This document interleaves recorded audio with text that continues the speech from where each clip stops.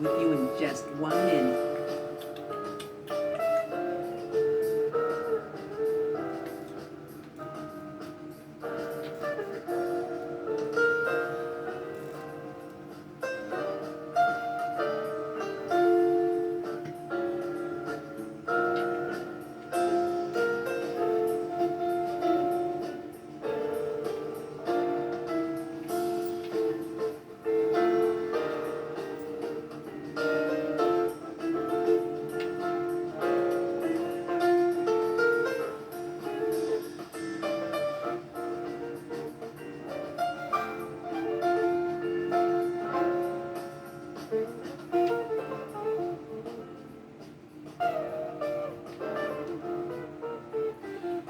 Do me a favor, if you are listening to this, watching me, I'm going to ask you if you would to please just click that little red uh, link, subscribe to my YouTube page.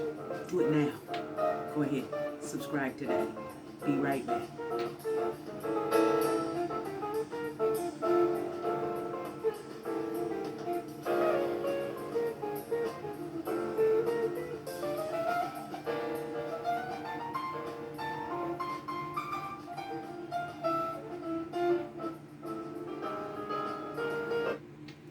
All right, hello and welcome to my YouTube page, Lanita Jackson. You already know who I am.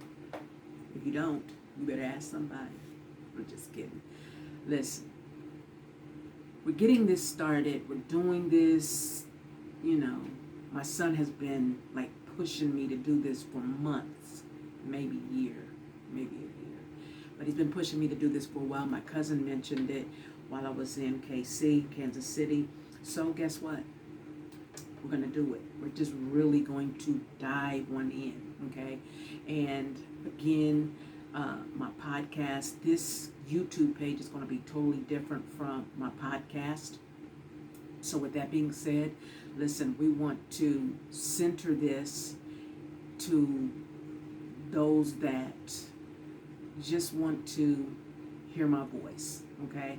So again, this is going to be a targeted audience, maybe.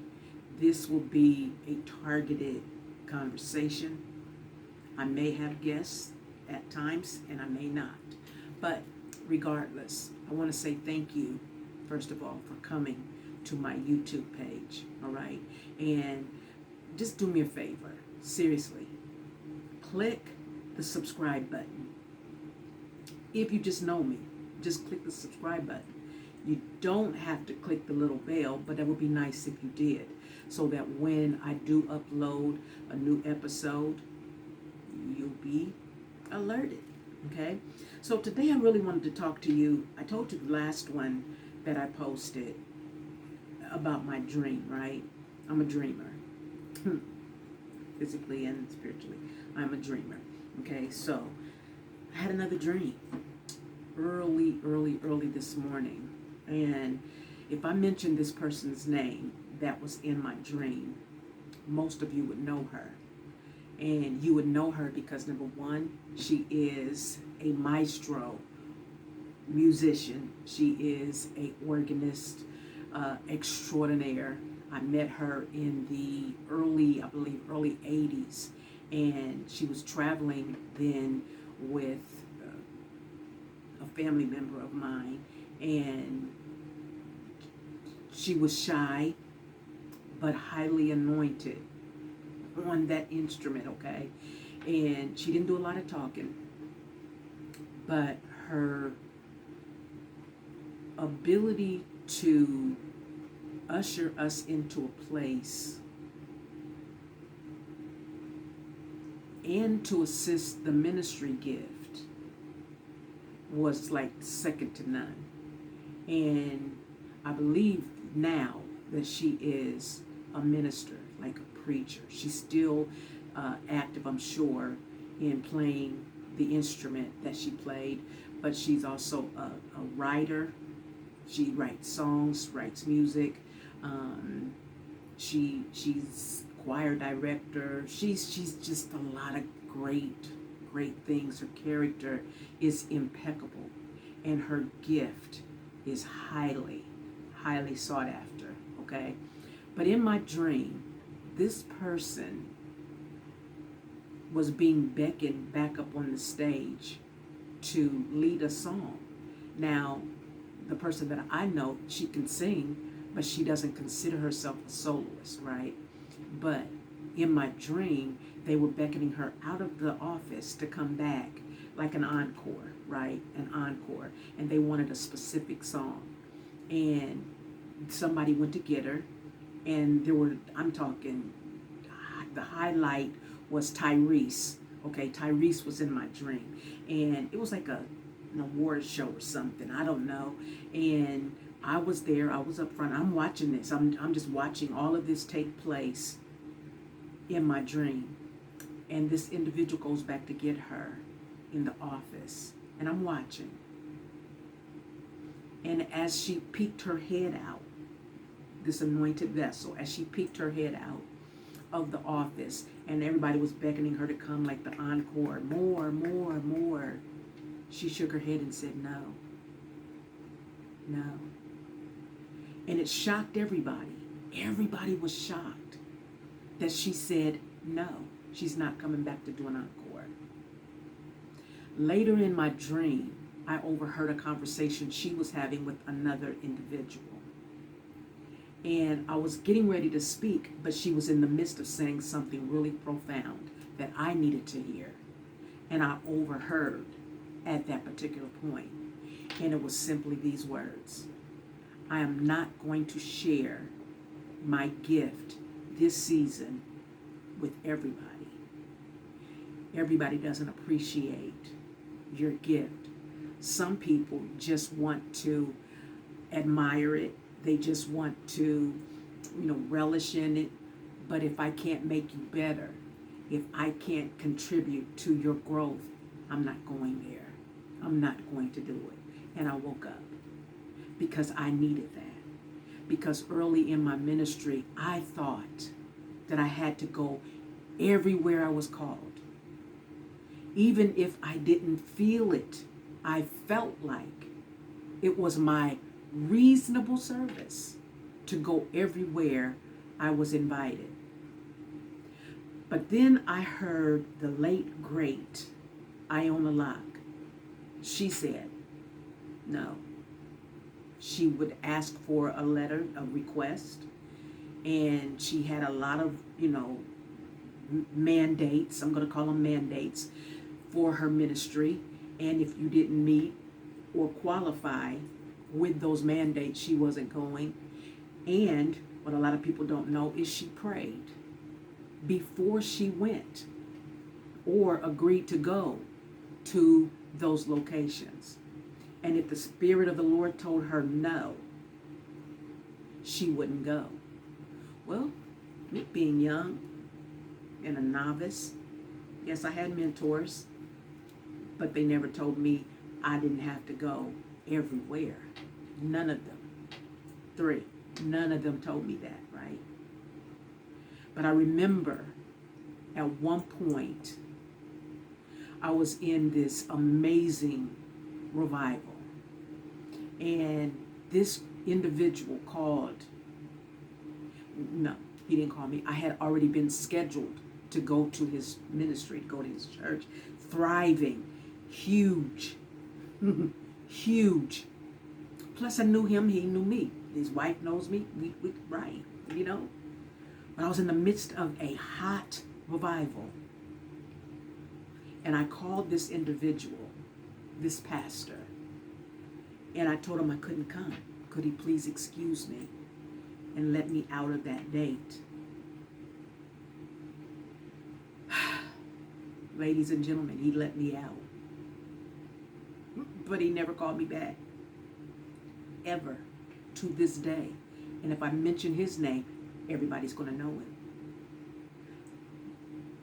The point I'm making is, had I kept that date, where would my ministry be at this point? Because he's a gatekeeper. His ministry is a gatekeeper, right? And where I was, granted, trust me when I tell you, the revival was amazing. It was tremendous. It was epic. God was doing some crazy stuff. People were getting saved. It was amazing. And all he wanted was one service. And all I had to do was put a pause or end it and keep that engagement, or do what I did and miss out on an opportunity that has cost me from that day to this. What's my point? My point is this: from my dream, because it's always been my prayer, what do I do? What am I supposed to do? Am I supposed to take everything? Humility tells you, first of all, this is not my gift. This is God, right? So I'm called to the world. So go to the world. Go wherever they call you, even if they don't appreciate you. And I'm going to tell you something. I'm going to say something that's going to offend a few of you, but you'll have to get over it. Where I was, the revival that I was in, they didn't truly appreciate the gift. And let me tell you how I know that. It's not about money, but it's about money. The Bible says, Paul put it like this. He said, you give me your carnal because I'm giving you my spiritual. Preaching is like a 9 to 5. Although you may be up for an hour and a half, sometimes 2 hours, max 3. Okay, depends on what kind of stuff is going on. All right. But the way I was treated was disrespectful. But I deserved it. I deserved it. I'm not saying I didn't. I deserved it. And I know that had I gone and kept the engagement that we had already solidified, I would have been well compensated for this revival that I was in, plus, right? So let me clarify for those of you that want to take this to another level of something religious. When you are a preacher, when you're an evangelist, yes, you live off of the bread, right? You live by the fruit that ministry will share with you. Some people really don't respect the gifts that God has placed in the body. And, not respecting the gift now.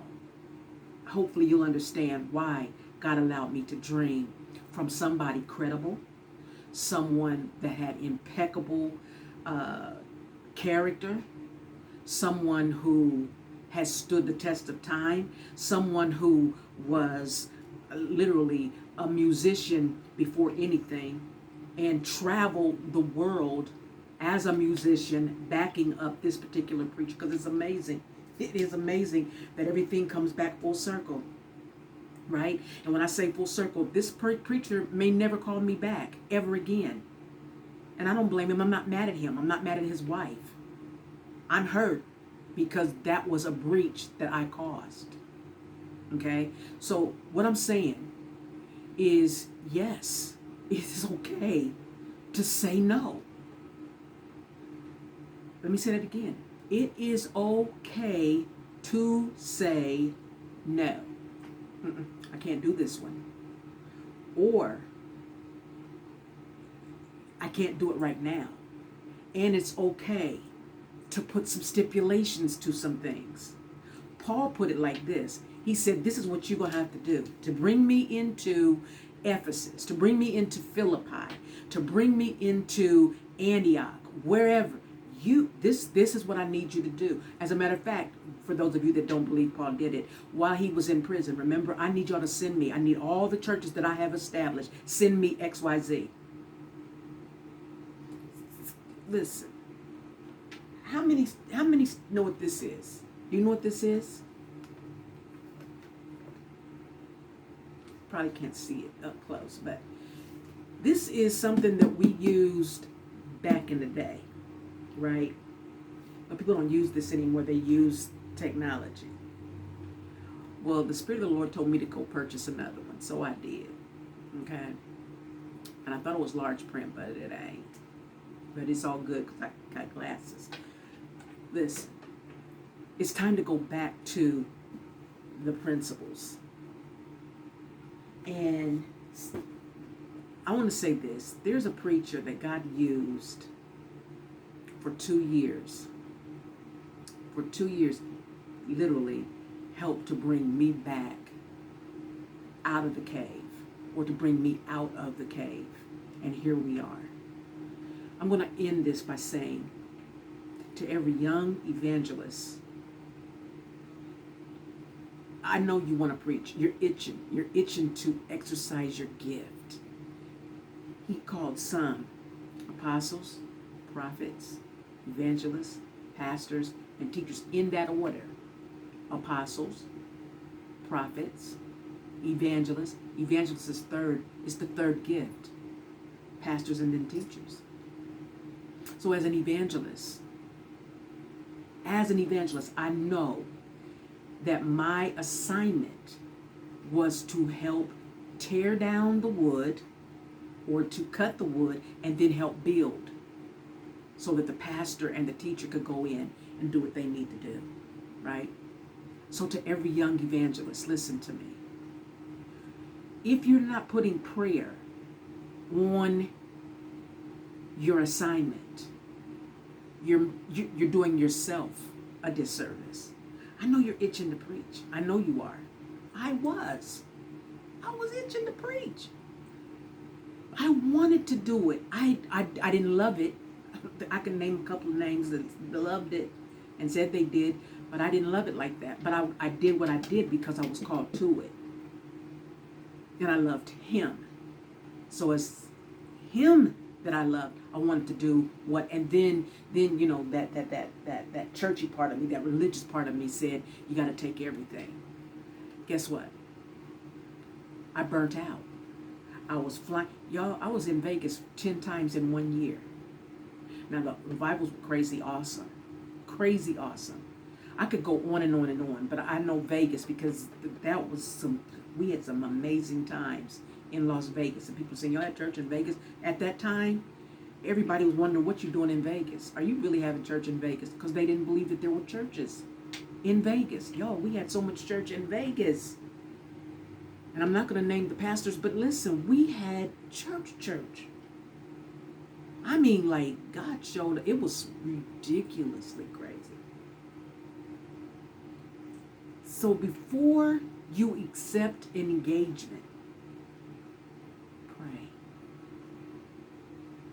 Ask God, what do you want me to do? What's my assignment for that house? And if you believe in prayer, and for those of you that say that God don't talk like that, I don't know who you talking to. I don't know who. I don't know, because he talks every day, literally all day. And I guess it depends on who he's talking to. I don't know. All I know is he talks real plain. And if he can't get your attention through prayer, then he's going to get your attention through the dreams. So, young preacher, pray and see what God says. I don't know what this pandemic is going to usher us into. I don't have that word. God has not shared with me what's coming after this pandemic. Not in the regards of the church. Okay? So I don't know if we're going to go back to church as usual. I don't know if we'll go back to a building where, you know, people are actually housed there and come to fellowship together. I don't know. But one thing I do know, that his word is true. This right here, this is true.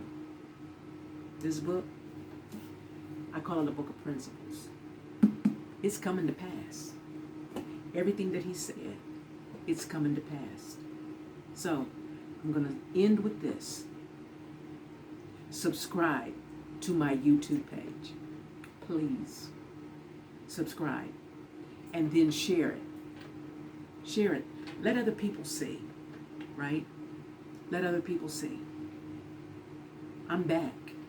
I'm not going nowhere. I'm working on something that I'm going to share with you as soon as I'm released to do so, because I'm excited about it. But I already know it's going to offend a lot of pastors. It's going to offend. But guess what? I don't care. I'm back. All right?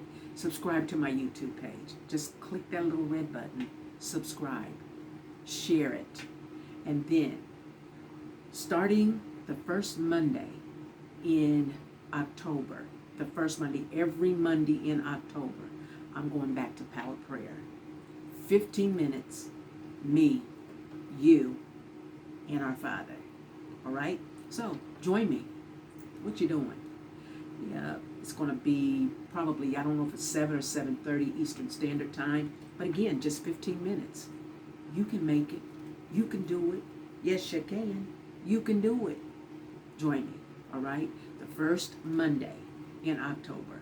Coming back. Power Prayer. All right? Again, click the subscribe button.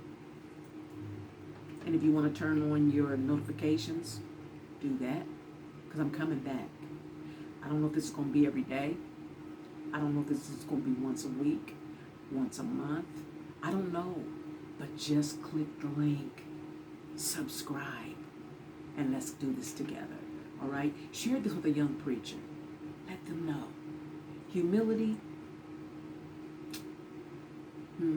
Yes. But wisdom. All right?